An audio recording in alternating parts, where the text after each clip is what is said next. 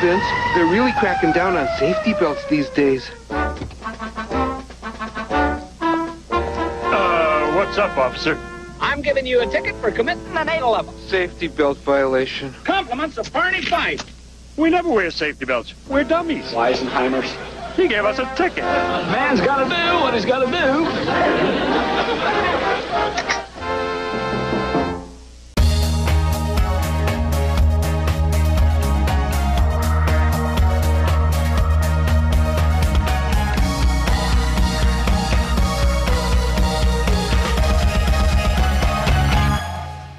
Welcome to this edition of Lancaster Perspective. I'm Mike Miller. My special guest today, John Bosser from Developmental Disabilities. He's outreach coordinator there, and also our special guest, Jim Cordle, a member of the New York Giants. Welcome. It's good to be back. Nice to be here.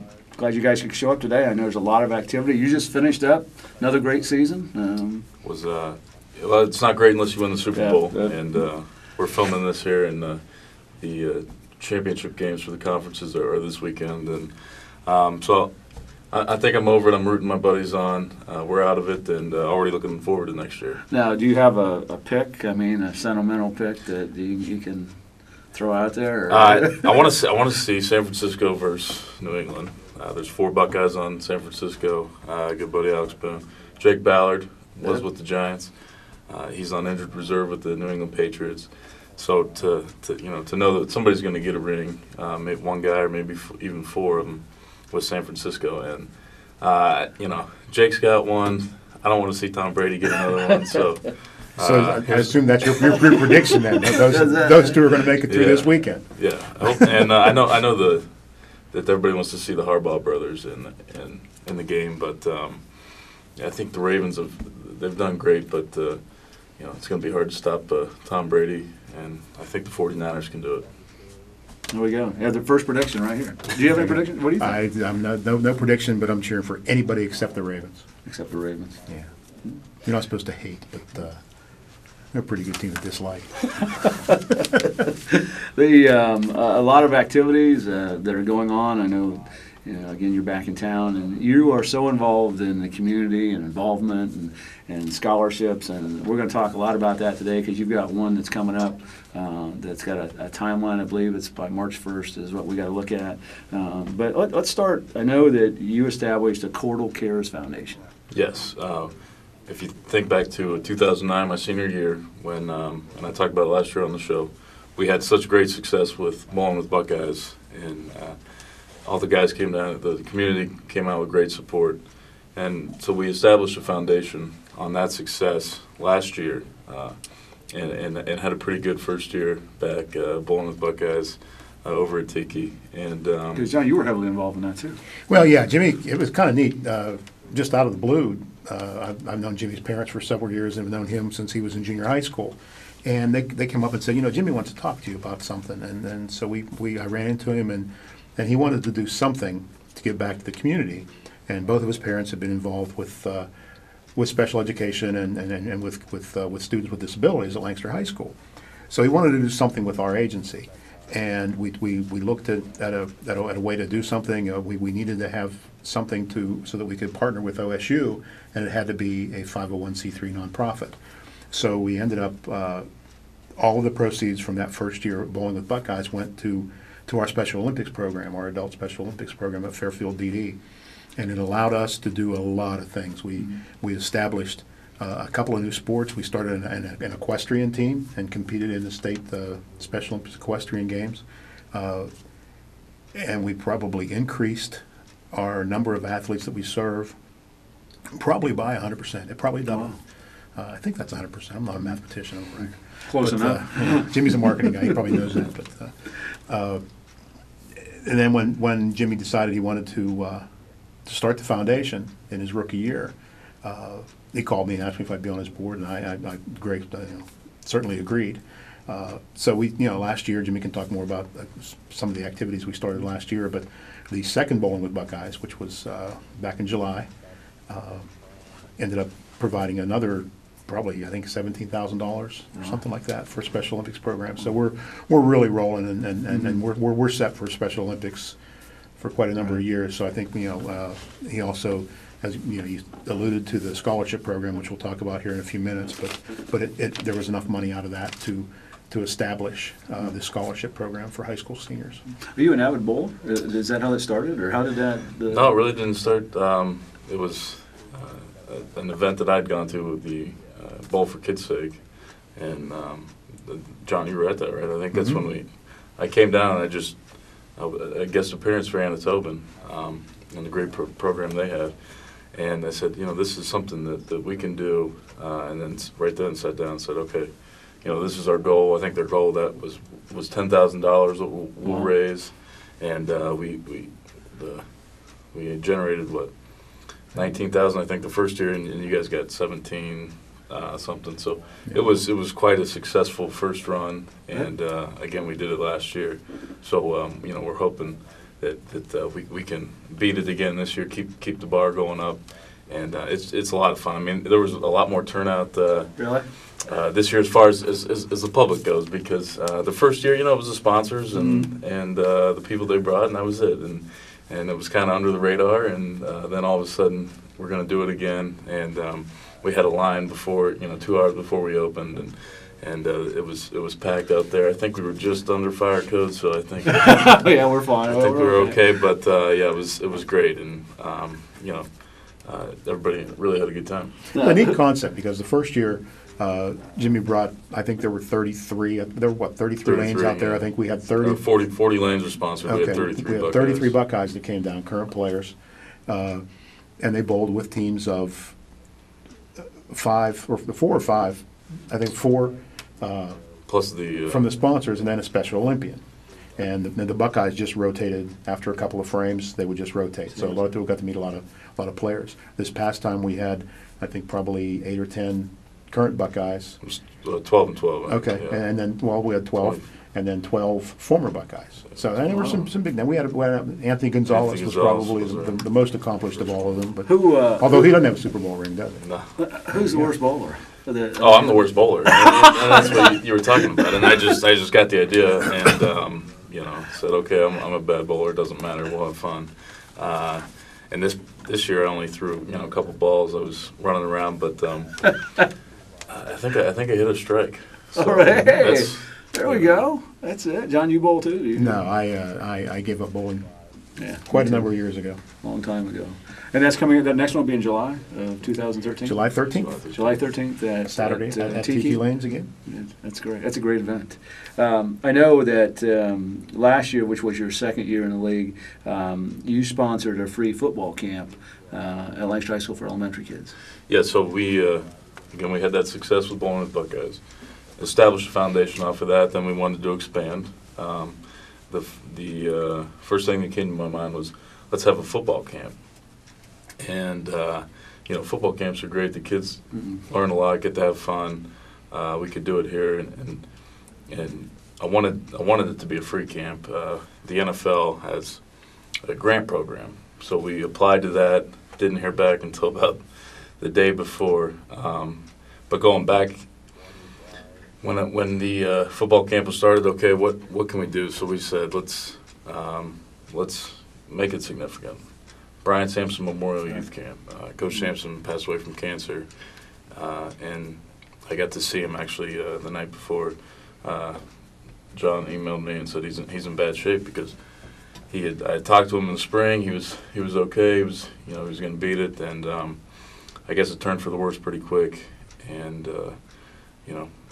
just a very tough thing. And he just happened to be in New York. He was under treatment Yeah. up there. Jimmy was with the Giants then. He was able to visit with Brian and his family, and that meant a lot to the family. It meant a lot to Jimmy to be able to be there. So it was awesome that we were able to get enough sponsors to make enough money, and the money from that went to James. I believe. Yeah, so we said, okay, we want to do a free camp, memorialize Coach Sampson. We got sponsors. We had T-shirt sponsors.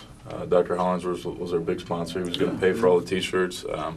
Then we had people donate, $100 to get on the T-shirt, and that was going to cover our food and any other expenses we had, Gatorade. We got the NFL grant. That money then went in Brian's name to the James Cancer Hospital to do Hodgkin's lymphoma research. And so that was $3,200 that we donated to the James. So that was pretty neat. We did a check presentation, and the goal then this year is to double that to get to $6,400. Wow. And I think, you know, the first year was a little bit, again, under the radar. Mm-hmm. I think people will donate and know that this is going to the James research, the best, Right. you know, the best in the world, right here at Ohio State to, you know, to try and cure the dreadful disease. It seems natural for you to help others. Has it been that way your whole life? Have you been that way? I mean, Yeah, I think back to when I was at St. Mary's, and we had the poinsettia cell. I always used to get excited to volunteer over at that, and you know, putting tables away, whatever it was. It was just for whatever reason it was fun. When I transferred over to Lancaster, my junior year in government class, we could do a community service project to get extra credit, which, okay, that's awesome. Why not? Sure. So I actually went over to the nursing home and volunteered in the Alzheimer's unit, which was a very eye-opening experience for me to see, you know, how that just wastes, you know, these people's brains and but to go in and spend time with them, I think they really appreciated it. The guy would go visit on a regular basis. We'd go on Sunday. I'd go in on Sunday and watch football with him, and you know, I think he really enjoyed it. Got to reintroduce myself every week. You know, it was a really neat experience for me, and I think that really got me going. And then I got to Ohio State, and obviously Coach Tressel, community service that he wants us to demonstrate was exceptional. We put in hundreds and hundreds of hours over the course of 4 years, or 5 years if we were there for 5 years, and then I've been blessed to be able to continue that. Do you keep in contact with Coach Tressel? Yeah, he's up at Akron and he's doing well. He was on Bobby Carpenter's show, I think last night. He said he does everything but Saturday afternoons at Akron, and it's good because he's an educator. He's a he's a teacher, and he wants to help kids develop, and I think that's great. I think he could have gone to the NFL and coached, but you know, he wants to make a difference in people's lives, and it's really special. Jimmy continues to volunteer his time for projects in New York as well. I know he's a pretty humble guy. Jimmy's right. He's not going to talk a lot about this, but I've seen pictures of him slinging turkeys at Thanksgiving and on at food banks with the rest of his players. And it seems like any time that the Giants have a project, he's the first person there. And I'm sure you guys did an awful lot after the hurricane. Yeah, so we did a lot of food drives, clothes drives. The hurricane was pretty unique experience, and it really devastated. There's going to be a lot of it's going to take a lot of time to build everything back up. And this was it was a different year. We had the hurricane, then the Sandy Hook was close. So the last game of the year, 400 people came down, a bunch of the kids, and they were on the field. And it's Coach Coughlin talked about go out and perform and help them escape for a little bit. Well, and it's your a very unique teammate went up there, right? Didn't he? Yeah, Victor Cruz.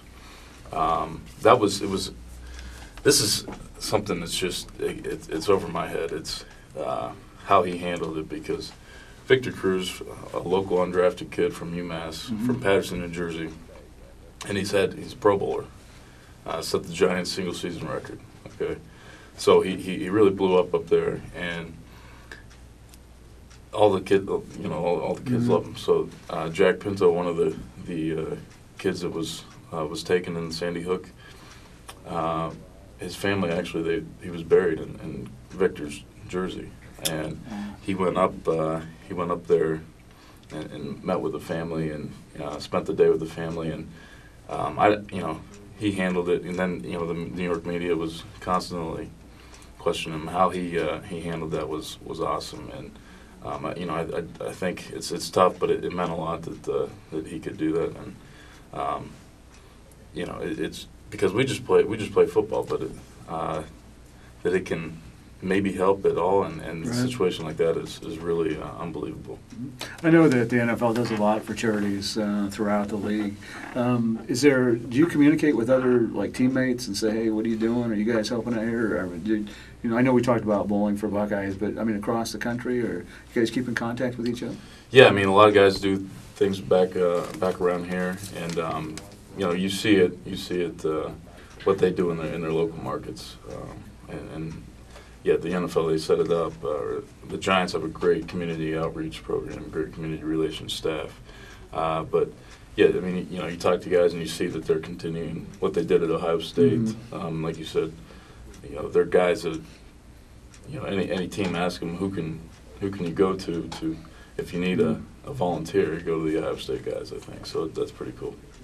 You're going to give away 4 scholarships through the Cordle Cares Foundation. They're going to be $1,000 apiece, and they're going to go to Fairfield County seniors. We'll talk a little bit about criteria based on academics, school activities, community service. They have to be postmarked by March 1st. We want to get that out. But talk just a little bit about those scholarships. Yeah, so we've talked bowling, we've talked the football camp. Third thing that I wanted to do with the foundation was create a scholarship fund, because now that I was blessed, obviously, to have a full ride, but I've seen it. My wife had student loans. My sister is going through college now, so it is a burden. But the college system, it is a great way to advance to accomplish your goals and your dreams. So we would want to help and support. We say Cordle Cares support gives hope. To seniors that have demonstrated,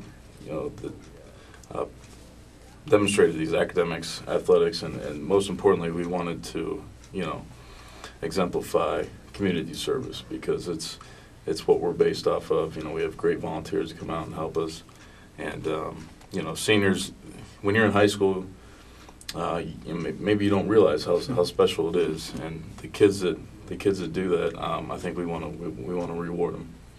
That's great. And again, it has to be in by March 1st.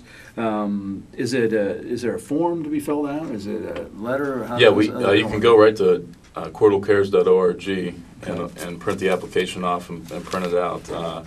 We want to get them in the schools, and then you could turn them in at Lancaster to Vicky Leifer. The easiest thing to do would just be print out an application, pretty simple application. Fill it out. Tell us why you deserve to win, and postmark it in and win a scholarship. So, $1,000, I think it goes a long way. Yeah, absolutely. So, I know it's really expensive. I've seen that with my sister, but I think it helps. All of the high school guidance counselors have been notified as well, so they should have all the information. Within Fairfield County. So they should have all the information to give their students. So if you we'll repeat that. CordleCares.org has all the information, as well as information about the other programs and the board members. And Jimmy mentioned the volunteer board. I've never seen a group of people that work as hard as they do. I don't want to single anybody out, because then I'll end up forgetting somebody. But everyone and all their bios are listed there. And last year we ended up with the football camp being back-to-back with Bowling with Buckeyes. We had planned on Bowling with Buckeyes being at the end of June, and it just happened on that Thursday or Friday. We had the windstorms, and so Tiki Lanes didn't have power for a week and a half, and a lot of people went through a lot of hardship with that. But we ended up rescheduling it, and it was the day after. So we had people that spent 8, 10 hours, 12 hours preparing and running the camp, came back the next morning and worked 16, 18, 19 hours to do the Bowling with Buckeyes. And we weren't going to do that again this year, but as it turns out, Jimmy's in Justin Doran's wedding, so they had to. It's going to be back to back again. The football camp's going to be Friday the 12th at Lancaster High School again, and the Bowling with Buckeyes will be Saturday the 13th. That's fantastic. Yeah, if I could publicly thank my board, because they do. For nothing, they work hundreds of hours just leading up to these 2 days that are back to back, and the emotional drain, the physical drain, and it takes them almost a year to recover. But I think it's worth it. You know, I know that they really enjoy it, and that, again, just if, you know, the people of Lancaster and Fairfield County, I mean, Cordle Cares is not because of me, it's because of them, it's because of the volunteers. You know, the kids at Lancaster High School, the football players that help us run that camp, the staff out at Tiki that help us with bowling at Buckeyes, and it's really tremendous. And I think you know, we really want to make a difference in Fairfield County. That's cordlecares.org is the website. If you're going to go to, again, it would be 4 $1,000 scholarships going to Fairfield County seniors. Jimmy, when you were growing up, there's always somebody that either mentored you or helped you out. Talk a little bit about growing up and, you know, somebody that you look to, or maybe a group of people, or just. Oh, my parents, yeah, and they're the best. They're you know, everything I needed. They made me realize you don't have to want everything, and so, you know, I had my Buick LeSabre. They wouldn't let me into the players' parking lot at the Giant Stadium sometimes because you know, and I just had to buy a new car, but and education was important to them. You know, they set my priorities basically, so that helped me go forward. And you know, if you know, if I can demonstrate that to these kids when they come in, you know, and they're running around playing 3rd to 6th graders at the camp, and then they come in and they hear, and you know, maybe it sticks that, hey, you do have to set your priorities, you have to set goals, and you know, they did that for me, and I want to do that for as many people as I can. I mean, you still have a long way to play. You have a marketing degree from Ohio State. Plans afterwards? I mean, obviously you like to work with kids. I mean, yeah, I wanted to. My parents were such an influence. I said I'm going to be a teacher and a coach. And when I got to Ohio State, you know, they said, well, you know, think about it. You know? Nick Mangold told me or Bobby Carpenter told me to go to the business school. Nick Mangold told me to take marketing because he was struggling in his operations management classes. So I got A's in marketing, and then I you know, struggled in ops, and I got a C in accounting, but you know, I ended up with a 3.27 cumulative going through Fisher, 4-time academic All Big Ten. So I think you know, I accomplished you know, what my parents wanted me to do, but yeah, so now you know, I have the options with the business degree. I love the game of football. I want to. I'd love to be around and continue to get into coaching. You know, college coaching is great again because you can make such a difference at 18, 19. These kids are, you know, still very influenceable, or you know, they can be influenced. They can you can direct them and help them succeed. Biggest, I guess, challenge maybe going from high school to OSU. You mentioned the Fisher Business School, but I mean, was it going to class at a school or athletics? Oh no, it was the structure's gone, right? So, you know, I had structure, I had class, I always had an extracurricular activity I was doing, and then I had, you know, homework, whatever. My parents telling me what to do. So then you know, and I'm only right up the road, but then the structure's gone. You know, there's things that other things you can do besides going to class. And so I struggled a little bit my first quarter at Ohio State, and I graduated early. So I was 17 at Ohio State, you know, in the summertime. At one spring practice was done, but no, yeah, it was. You got to learn quick that, hey, you have to do this yourself. And yeah, if I remember right, the last time you were here, you were talked about going to the first year with the Giants. They kept you in a hotel away from everybody else. You had to walk by all the veterans, and then you mentioned there was regular time and then Giant time, and then there was Tom Coughlin time. Which, how did you adjust? Because talk a little bit about that, because you had to be someplace 10 minutes early, and then. Yeah, Coughlin time is basically 10 minutes early to the world because the clock's in the building 5 minutes fast, and then you're 5 minutes early. But no, what Coach Coughlin can do is tremendous again, because you guys, yeah, you're there from 7 to 4, then but now guys have money too, and so but he gets guys to buy in and to be a part of the group and to be a part of the team. We had some injuries, we had some things, we missed the playoffs by a game, and I think we could have. We were 9-7 this year, we were 9-7 last year, won the Super Bowl, so it is a slim margin in the NFL, but what Coach Coughlin can do is pretty awesome. You've played, high school, college, pro. You played from some great coaches. What have you learned that you're going to take into your coaching career, or whatever it might be? A couple things that these are steadfast for me. These are. You got to outwork the next guy, whether it was Coach Carpenter, Coach Tressel, or Coach Coughlin. And you see it, especially in the NFL. Those guys, they're there from 6 a.m. until 10 p.m. at night, and then with the Giants, I got to worry about traffic and all that in New Jersey. But you have to outwork the guy. So you could be as talented as you want, but I think that's what it all comes down to. I'm curious about something. Your rookie year, you spent I think almost the entire year on a practice squad. Started on the practice squad your second year, but then moved up, and then this past year was your first year on the active roster for the entire year. What was the difference in the commitment that they asked from you during that time? Were you expected when you were on the practice squad to be ready to be activated at any time, and you had to know everything and be able to step right in, didn't you? Yeah, you have 53 guys on the roster. You have 8 on the practice squad, and you see it all the time. Guys come up off the practice squad. In the first year I was on the whole year, we were 10-6, didn't make the playoffs. So then the next year 9-7 we get in win. But going into my second year, felt better about the situation. It didn't work out right away. Was on the practice squad, but week 5. They tell me on Tuesday they're going to bring me up. I had some injuries, so I'm there. I think, okay, I don't know if now on game day 46 guys dress, so you go from 53 to 46.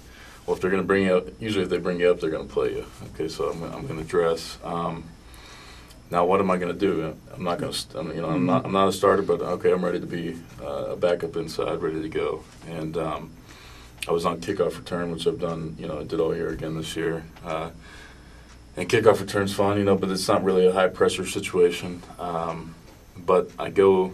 I'm standing there. Zach Diassi he just happens to walk by like second quarter. He's like, "You're up." So Zach Diassi's our long snapper, and now I was backup long snapper for whatever reason. You just walked by and said you're up? Yeah. So I go out. I warm up a couple times. Third down. Yeah, I need to blow. Go ahead. Third down, incomplete pass. All right, I'm running out there. Coach Coughlin, come on, Cordle, you can do it. They're thinking the snap's going to go over his head. But I had. What were you thinking? Oh, I was going to hit it. Okay. Yeah. No, it's high pressure. It's in the NFL. You have to perform, but you can't let it overwhelm you. Yeah. So I had 2 punt snaps that were good and a field goal snap, and then on a 2-minute drive to win the game, Chris Snee has a concussion, so I got to go in. I'm playing right guard. So it was, but they've gone back this past year. We called a guy up off the practice squad, and the special teams coach, said, "Hey, this guy was ready. You have to be ready when your opportunity is called." So I was on the roster all year, won the Super Bowl. This year coming in, on the roster the whole year, and I was serviced, obviously kickoff return, but. Back up inside and didn't get as much playing time as I wanted to, but I got some playing time on offense at center and guard. So it's fun. I think going forward there, expecting more out of me. The first, because you were on kickoff return, and other team kicks it, and you're running back. When you turn around, what are you thinking about when you see all those guys running at me? What are you thinking about? Oh, just hit them as hard as you can. You pick one out. Yeah, this is fun. So this is fun. It really is, because you go out there and so the returner's in the end zone, and sometimes we have an off return. I'm usually at the 15 in the middle. I got my 2 fullbacks at the 20 on the numbers. Usually we try and determine which way they're going to kick it. You can tell by their approach. So. he kicks it. We set up 10 yards in front of the ball, no deeper than the 10, wait for the go call. So as I set up and I turn around, I'm waiting for the go call, you know, I can see there's 11 guys running down full speed. You know, I'm bigger than them, but, you know, they're coming as fast as they can. So, and then it's just, I usually have a buddy of one of the fullbacks I'll link up with. And then we just run at him and hit him and hope the returner splits it. So David Wilson set the NFL record for return yards against New Orleans, and I think he ended up we were #1 in drive start all year. So it was a pretty good year. I think we can get better next year. Next year. I saw you blow a couple people up. Yeah. You sprung him a couple times. Yeah, you can't, and what for me, I can't really go full speed, because if I miss, you know, but they can do whatever they want. Yeah. I mean, you got to have timing with the wedge and all that, but it's a collision, and you know, when you split it and you hit a guy and you can feel it in his breath, like, oh, you know, like that's a good feeling. That's a good feeling. Well, Jim, we just have a few minutes left. We do appreciate you coming in. We're talking with Jimmy Cordle, a member of the New York Giants, Ohio State, Lancaster High School. Also John Bosser, the Community Outreach Coordinator for Developmental Disabilities. There are 4 applications available through cordlecares.org, $1,000 apiece for any Fairfield County senior. Criteria is based on academics, school activities with a major emphasis on community services. They have to be postmarked by March 1st. So again, that's available. Take advantage of that.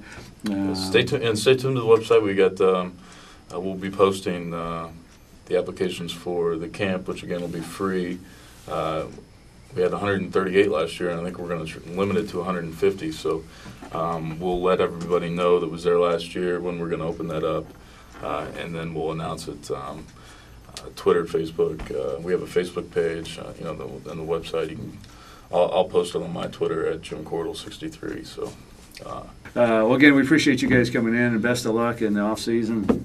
John, I'll see you around someplace. Yep. Again, we do appreciate everything that you do, and the youth of Fairfield County appreciate it very much, and we want to say thank you and keep up the good work. Thanks for having us on. Yeah, Thanks, Mike. Thanks for tuning in to this edition of Lanks Perspective. I'm Mike Miller. And remember, until we meet again, let's make a difference.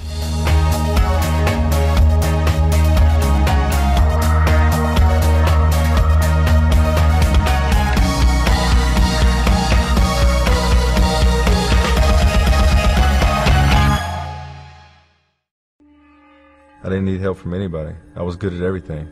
And this, the drugs and the alcohol, I couldn't stop doing it. I went down a path of destruction. It was just about escaping the feelings. I never used one without the other. It was chaos. Dump trucks, insanity plowed into us. I know it was the devil. I actually got suspended from baseball. I said, I need help, and I can't do it anymore. I fell on my own. You do with me what you want to do with me, but I surrender.